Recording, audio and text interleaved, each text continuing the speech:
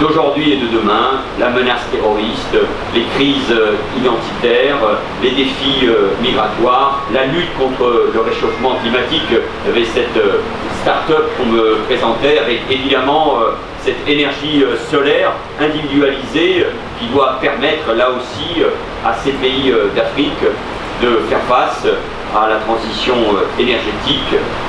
Tous ces défis, celui de l'économie bleue, puisque ici il y a ce port d'Accra que je viens d'évoquer il y a un instant, le défi de la jeunesse et de la formation, c'est ici que ça se joue.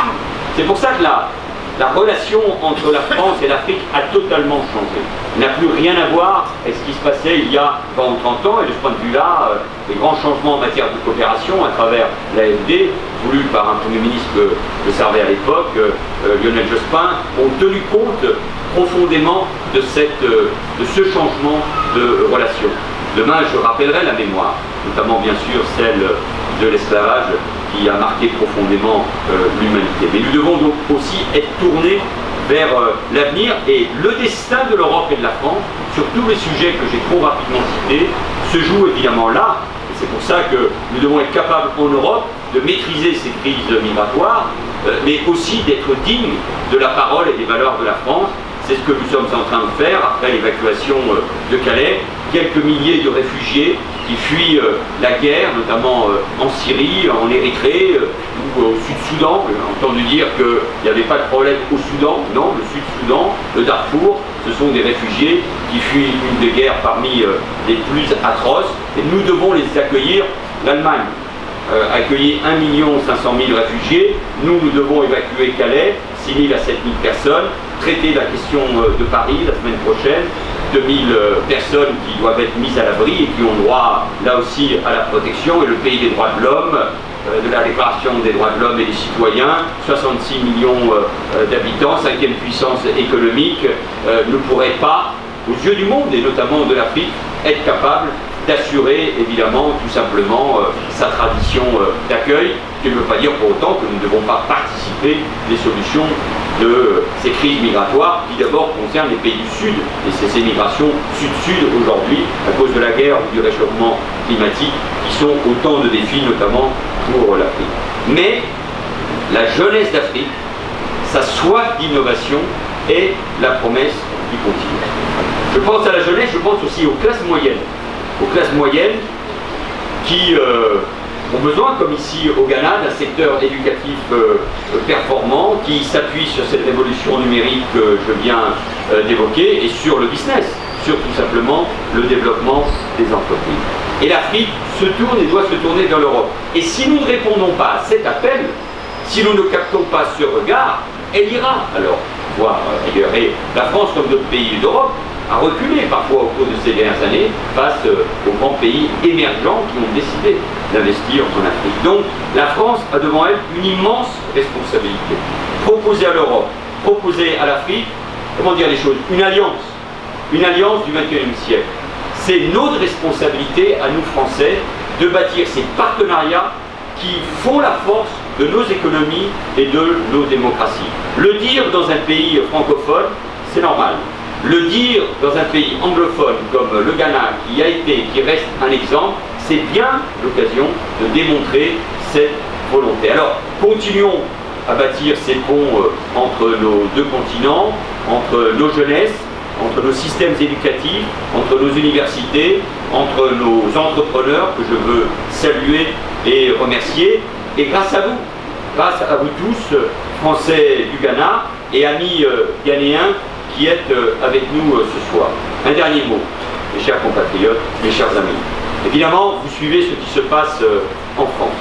Il y a cette morosité, ces débats politiques qui ne sont pas souvent à la hauteur des grands enjeux du moment. Mais moi, je veux vous dire encore ma confiance dans ce beau pays qu'est la France. Ce beau pays qu'est la France, c'est celui qui permet à Seba Dagoma d'être aujourd'hui, elle, qui est d'origine tchadienne, députée de la Nation et de Paris. Ce beau pays qu'est la France, celui qui permet à un natif de Barcelone, naturalisé français, d'être le chef du gouvernement d'un grand pays. Ce beau pays de la France qui ne se juge pas à la couleur de la peau, ni des religions, mais à l'appartenance à une communauté de valeurs et qui sont des valeurs universelles. Ce pays, la France, je vous le disais, 5e puissance, qui rayonne grâce à ses armées, et chacun a salué l'intervention audacieuse, volontaire, voulue par le président de la République François Hollande en janvier 2013 pour sauver le Mali. Ce pays qui est respecté en Afrique comme au Levant parce que nous intervenons pour en finir avec le terrorisme, avec Daesh et l'État islamique. Ce pays qui rayonne par sa culture. Et cher Bibi, vous êtes un bel exemple de cette culture et nous avons tous, il y a très peu de temps d'ailleurs, versé une larme, dansé un slow, pensé à de belles choses grâce à cette belle chanson Tout doucement, mais qui ne résume pas seulement votre œuvre musicale et je suis très heureux de pouvoir vous rencontrer. Donc tout doucement, soyons fiers des Français, soyons fiers de la France et retrouvons confiance dans nous-mêmes. Quand on se déplace à l'étranger, le regard sur la France est souvent un regard d'admiration, un regard de reconnaissance, un regard d'amour. Bien sûr, on connaît nos défauts. Nous connaissons tous les uns et les autres nos défauts. Et moi, je souhaite qu'on parle davantage de localité, un grand pays entreprenant qui compte et qui surtout regarde le monde. C'est quoi être français? C'est le fruit de notre histoire et de notre culture. C'est regarder le monde, c'est l'épouser. C'est de se dire que la France est grande quand elle regarde le monde, pas quand elle est rabougrie, pas quand elle est rance, pas quand il y a des débats qui ne sont pas à la hauteur de la situation. Quand elle regarde le monde et quand elle est capable, tout doucement, mais avec force, de lui donner un grand message. Et ce grand message, c'est celui de l'humanité. Et dans cette Afrique qui n'a jamais quitté l'histoire, parce que nous en venons, et dans cette Afrique qui regarde l'histoire et qui la construit, eh bien c'est ce message de confiance que je voulais vous délivrer en vous témoignant toute ma reconnaissance. Alors, vive le Ghana, vive l'amitié entre la France et le Ghana, vive la République et vive la France.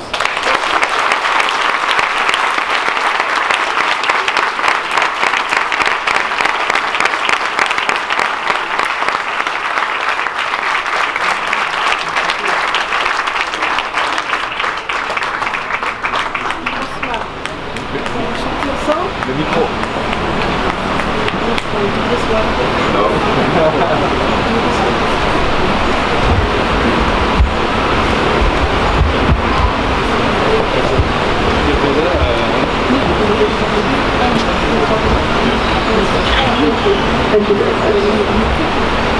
Bonsoir. Vous allez chanter ensemble Marseillaise. Allons enfants de la patrie, le jour de gloire est arrivé.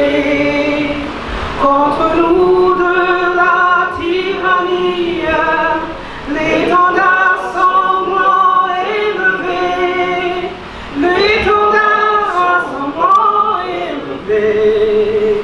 Entendez-vous dans nos campagnes ces féroces soldats, ils viennent jusque dans nos bras, égorger nos fils, nos campagnes, aux armes citoyens, formez vos bataillons, marchons.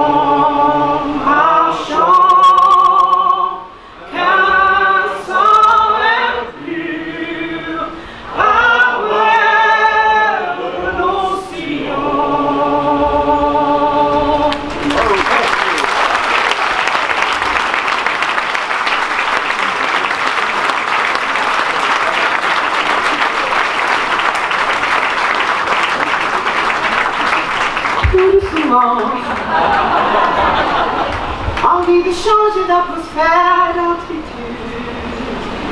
Tout doucement, besoin d'amour pour remplacer l'habitude. Tout simplement, arrêter les minutes supplémentaires qui font de ma vie un enfer. Je l'aime encore, mais plus vraiment. Je m'en